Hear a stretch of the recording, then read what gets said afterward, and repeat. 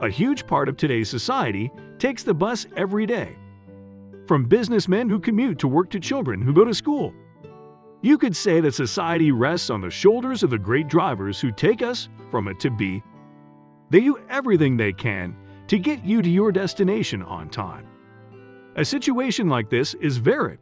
To become a bus driver, you have to be cut of a certain cloth. In addition to the regular, quiet citizens you drive back and forth, you sometimes have to deal with people who are loud, arrogant, dirty, or otherwise annoying.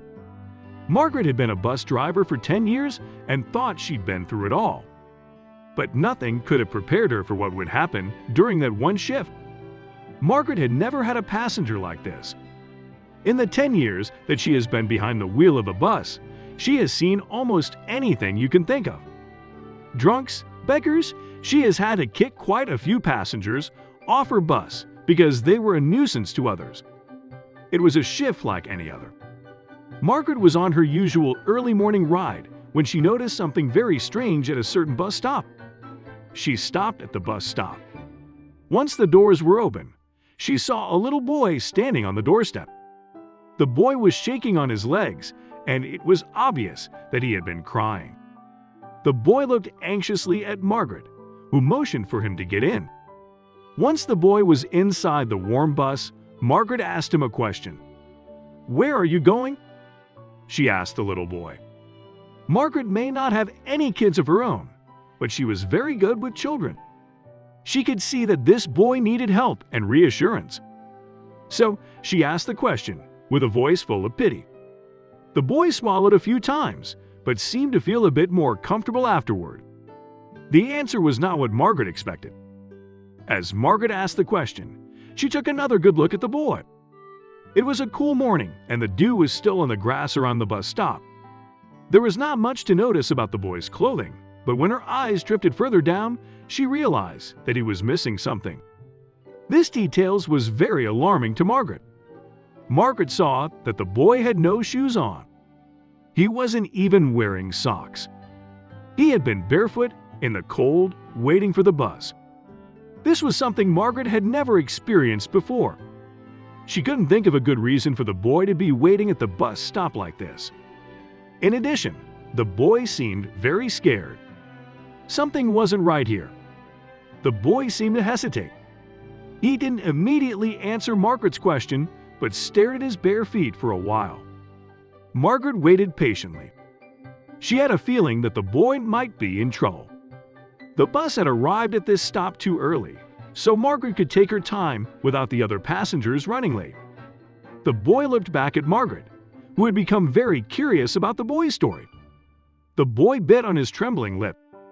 You could tell he had been through something. Margaret was very curious as to why the child had been standing barefoot at the bus stop. She leaned a little closer to him and placed a hand on his shoulder. "Can I help you with something, boy?" she whispered reassuringly. The boy knew he was safe with Margaret. He decided to share his story with her. The boy said that he had been playing in his front yard that morning when suddenly a rabbit darted by. Since he had never seen a rabbit in the wild, the boy ran after it. He was very curious where the animal would lead him. The boy lost the rabbit after a while. The animal had disappeared behind a tree, and the boy could not find it anywhere. When the boy looked around, he saw that he had ended up in a forest. He decided to go back home, but quickly realized he was lost. The little boy walked around confused and scared, not knowing how to get back home. Then the boy saw the bus stop. The bright lad realized that if he stood there, a bus would drive by. He would be able to get in and find his way home. This was, of course, quite exciting. It took quite some time before a bus finally showed up. Margaret had finally stopped in front of him, and that made the boy feel very relieved. The story seemed to have a happy ending, but something gnawed at Margaret. Something didn't sit right with her. Margaret felt a little better after the boy had finished talking.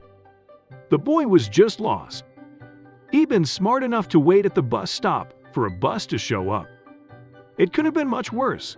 The boy could have been abandoned or kidnapped. He had been playing barefoot in his yard until he was distracted by the rabbit running past. Still, there was something about the boy's story that gave Margaret the creeps. The boy may not have been left behind or kidnapped, but he was still far from home. By now, somewhere in town, a concerned parent would have realized that their child had disappeared from the yard. Margaret couldn't help but think about how this mom or dad must be feeling right now. There was just one big problem. Margaret was still at work and the bus was full of passengers who had to arrive at work on time. Then Margaret made a very extraordinary decision. Margaret called her boss on the built-in radio and told her boss she was taking the rest of the morning off. After reporting this, she got up and turned towards the passengers. She told them that although it was very upsetting for them, getting the boy home safely was now her priority. The passengers understood all this and got out without creating too much trouble.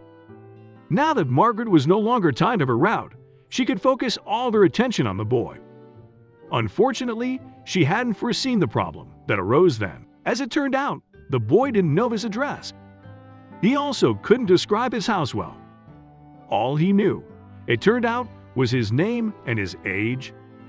Margaret was sure his house had to be somewhere around here. A boy his age couldn't have walked tens of miles, but that was it. How on earth was she supposed to find his house? One of Margaret's ideas was to use social media. She considered posting a photo of the boy online, hoping his parents would see the photo.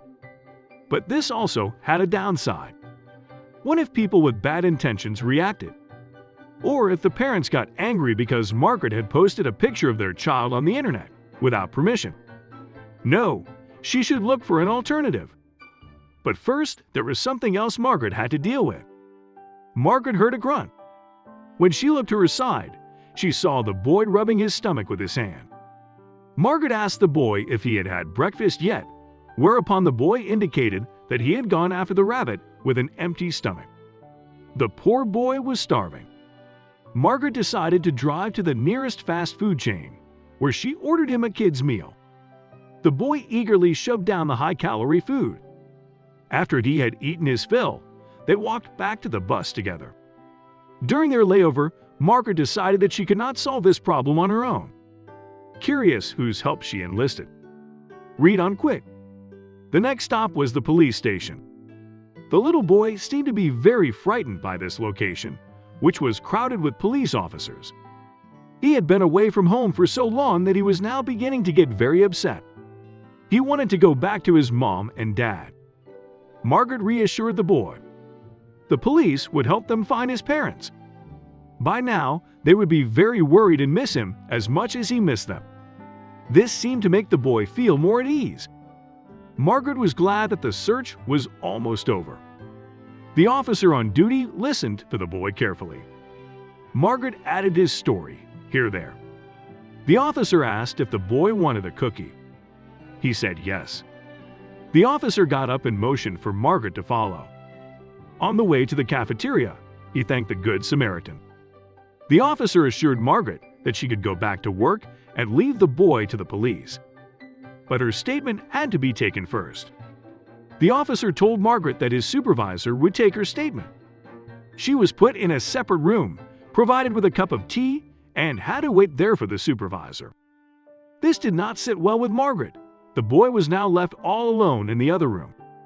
She hoped that taking this statement wouldn't take too much time so she could quickly get back to the poor boy. Unfortunately, it didn't go as planned. The officer opened the door to the room again and told Margaret that unfortunately his supervisor was busy with another case, so it could take a while. He asked if he could do anything for her. Rather annoyed, Margaret demanded that she be taken back to the boy. The officer on duty was shocked by the request. It seemed like he was trying to hide something. Margaret's fantasy ran wild. Was there a reason they were set apart? Then the cop tells her that he completely forgot to bring the cookie to the boy. He was so busy with other things that he completely forgot about his promise. Of course, Margaret was allowed to go back to the boy. They walked to the room where the boy was waiting. The cop didn't forget the cookie this time. Luckily, the supervisor showed up quickly too. Then the cop tells her that he completely forgot to bring the cookie to the boy. He was so busy with other things that he completely forgot about his promise. Of course, Margaret was allowed to go back to the boy. They'd walk to the room where the boy was waiting. The cop didn't forget the cookie this time. Luckily, the supervisor showed up quickly too. The boy would be reunited with his parents before Margaret's afternoon shift started. This was very fortunate for her, because she only canceled the morning shift. In the afternoon, she would have to drive her routes again. Margaret pulled out a brush and made sure the boy's hair looked neat. She didn't want his parents to get any more worried when they saw him again. Not long after, the parents burst into the office. They had been looking for him all morning. The boy's parents were very happy to have their son back. The boy explained what had happened and got a big hug from his mother. His father looked on approvingly as he told how smart and brave he had been. The two overjoyed parents were very grateful to Margaret. They didn't know how to thank her. Margaret laughed. For her, it was rewarding enough to see the three reunited. The boy's parents gave Margaret the largest bunch of flowers she had ever seen. The boy gave Margaret a big hug. It all ended well and everyone was happy. Margaret promised to keep in touch and exchange contact details with the parents. The bus driver was hailed as a hero at work and was invited for several interviews. Margaret and the little boy, Spencer, still return to the fast food restaurant where they dine the day once every year.